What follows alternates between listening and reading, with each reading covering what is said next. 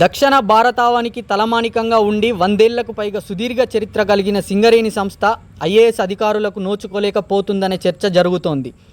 సింగరేణిలో కేంద్రానికి 49%, రాష్ట్ర ప్రభుత్వానికి 51% వాటాలతో ఉన్నప్పటికీ సిఎన్ఎండి డైరెక్టర్ పోస్టులను ఐఏఎస్ అధికారులకు కేటాయించడంలో జాప్యం కారణం అంతుచిక్కడం లేదు. చైర్మన్ అండ్ మేనేజింగ్ డైరెక్టర్తో పాటు డైరెక్టర్ పదవుల్లో ఐఏఎస్లు ఉండేవారు. గత బీఆర్ఎస్ ప్రభుత్వ హయాంలో సింగరేణి సిఎన్ఎండిగా ఉన్న ఐఏఎస్ అధికారి పదవి కాలాన్ని పొడిగించుకుంటూ పోయింది. అవినీతి ఆరోపణలు మూట కట్టుకున్న ఆ అధికారిని రాష్ట్రంలో కాంగ్రెస్ అధికారంలోకి రావడంతో తప్పించింది.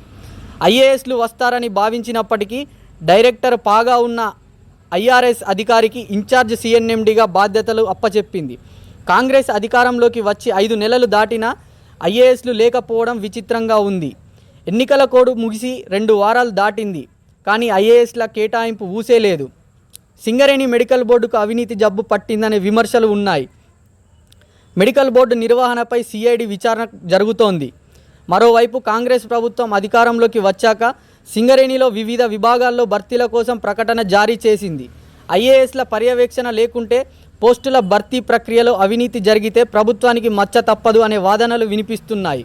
ఇదిలా ఉండగా సింగరేణిలో ఒకే ఉన్నతాధికారికి అత్యంత కీలకమైన 4-5 విభాగాలు కేటాయించడం ద్వారా ఏ విభాగానికి ఎంత మేరకు న్యాయం జరుగుతుంది అనేది చర్చనీయాంశమవుతోంది. సింగరేణి సంస్థలో జరిగిన అవినీతి అక్రమాలపై కేంద్ర దర్యాప్తు సంస్థలచే పూర్తి స్థాయిలో విచారణ జరిపించాలని కార్మిక లోకం కోరుతోంది.